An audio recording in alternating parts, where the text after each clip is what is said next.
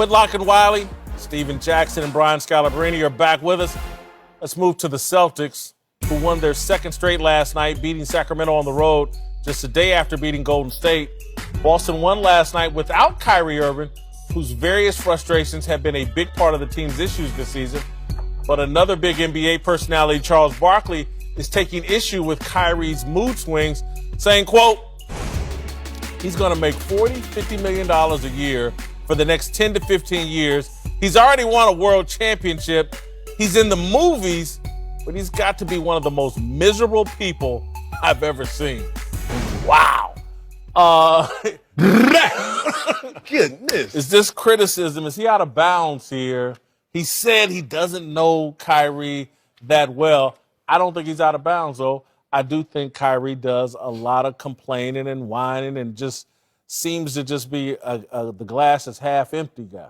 I think he's out of bounds based on his own words of, I don't know him that well. So if I only get doses of an individual, I can't add that up and say that I know that the glass is half full or even half empty. I don't have enough in there to even know the content of what we're talking about. So it's messed up, man, because I know people like Kyrie. You remind me a little of it. Kyrie? A little of it. You suffer no fools. And Kyrie's extreme. Kyrie, think about it. You're 25, you got movies, you got money, you got all this stuff going, and you don't like small talk. I don't like low-level thinking. I'm a Kareem Abdul-Jabbar person. Right. If you know Kareem, I know Kareem, we know Kareem, he is a nice dude. However, come up to Kareem with the mundane, the same old, hey, basketball player, man, you ain't going to get nothing out of Kareem. Mm-hmm. And you may misread that as miserable because he is not trying to connect on that low level. Max Kellerman, my boy, is like that. Like, some cats just don't like that small talk, that little stuff.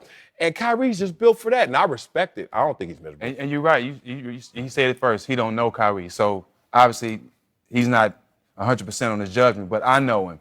And what I can say with is he loves basketball, and that's all he cares about. He doesn't care about really nothing else. Kyrie wants to be one of the greatest players in the game. He is so focused on the game that the other stuff does not matter to him, especially during the season when he's admitted to, okay, I got to carry a team. I really didn't know. LeBron, I'm reaching out to you, telling you that I know, now I know what you was trying to teach me. He's been through a lot this year, and he's trying to lead this team the best way he can, along with people, all the questions every 2 minutes. Where you going? Where you playing next year?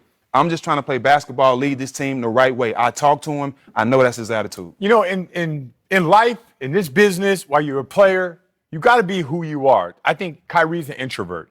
I think he's in an extroverted world. He has this Uncle Drew thing, but I don't think it's for him like the way that I would treat it. Fun, me just messing around, Uncle Drew. I think it's like an art form for him, almost like an actor would treat my role, and I'm going to like dive into this role. Everything he does it with like a passion behind it. Like Jack said, he's all about being the best basketball player he can become. He doesn't want to answer the mundane questions about, well, you guys went on an 8-2 run, what happened in there? He doesn't want to do that.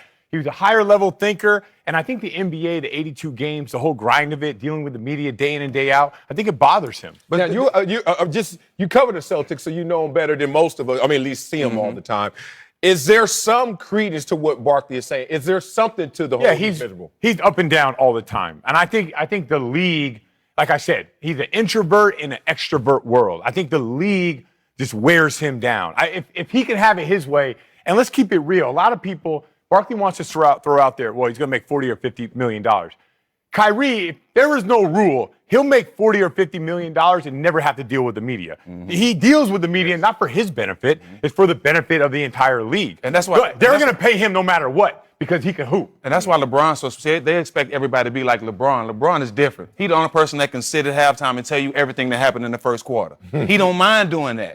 Kyrie's totally different. They love the game the same, but they're just different people. Your point about there's some similarity between me and Kyrie because I talk to our guys that work with us every day. They all know I hate small talk. Yeah, I don't. Hey, how you doing? Because it's fake. No, I don't need that. Right. You can misread that.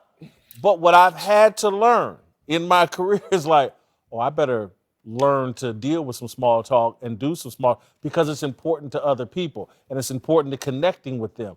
And so, but. Not walking into a game. Not walking into a game. We're in a relationship business now doing this. But before I was in this business, I was in the He's in a relationship business in that locker room. No, you know what?